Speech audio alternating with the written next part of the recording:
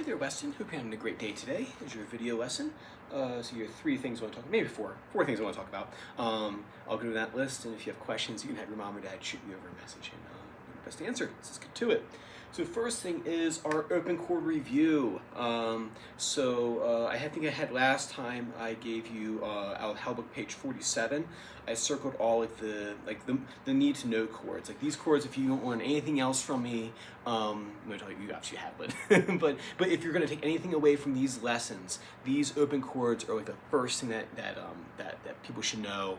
And if you're going to play guitar, you get a lot of mileage out of them. So I'm going to quiz you next time on those open chords. So you're going to walk in the room, you're just going to sit down, we're going to play me a C chord.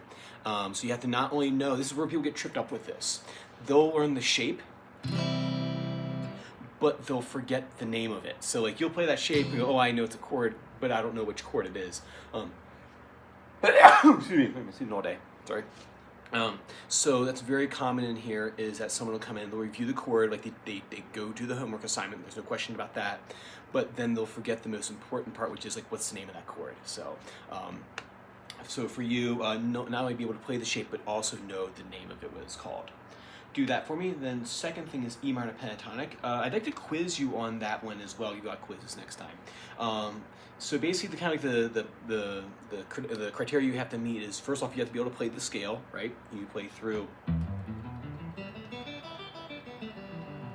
with good technique, that is keeping your fingers out and moving from the base of the knuckles right here.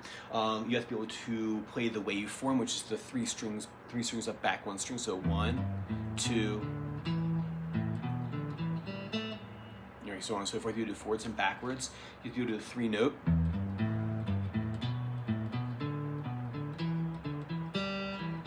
Right, the 3-note sequence there. And you have to be able to do hammer-ons and pull-offs. Remember, for the hammer-on, you're listening for that click sound, right? There it is right there. And for the pull-off, you're listening for that snap sound.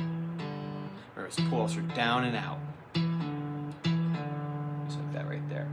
So I wanted to quiz you on your open chords, and I wanted to get that E minor pentatonic box one all taken care of, because I like to get you out of level 1 at some point. But the first thing we gotta do is get through these right here, right? All right, so cool, we'll do that. And then for you this week, an open chord song. I picked out one by U2. It's a great song. I play it, but I get flagged by YouTube. Can't be U2 on YouTube. So that sometimes fast. It's an open chord song, but it has a couple new chords. So not only is it just review, but there's also some fresh material in there for you as well. So I picked it. Is that way it's not all just an old hat, but there's old hat in there plus new hat.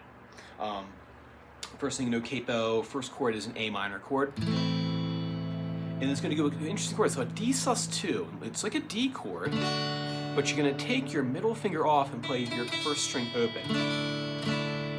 Right? So it's A minor. Instead of playing a D chord, you're going to play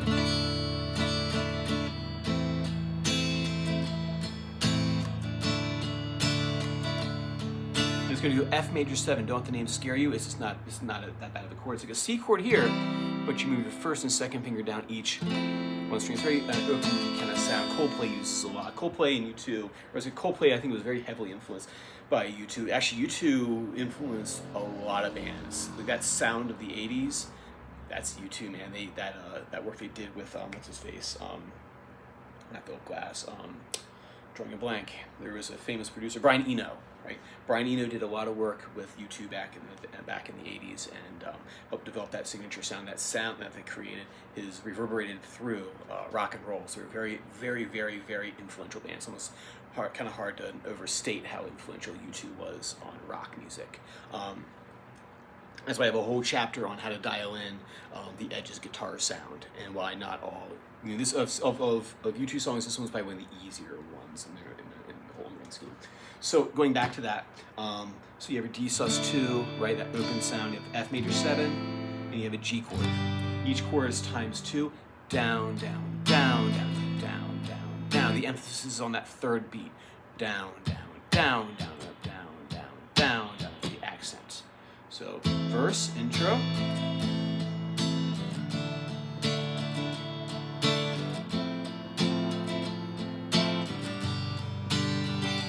Chorus, which is very straightforward. C to A minor, 7, to a G, stay on that C, A minor, F major 7, right. So be able to do that for me. And then I guess the fourth thing is if you pass your open chord quiz, you get the open chord song and you pass your quiz, then that will teach you another power chord song, something by Green Day, Ramones, I'm thinking maybe. So once you pass that test, we can start shifting back over to more heavier rock songs that use power chords. I knew you were practicing Seven Nation Army. Maybe we can go look at that and kind of do it the way I like to do it. But do that for me, and then we'll get power chords down. We'll do a full power chord, we'll do octave boxes, and then we'll do some Hendrix after that. Awesome, man. Like I said, if you have questions, have your parents shoot me over a message. If not, I will see you next Monday. Bye.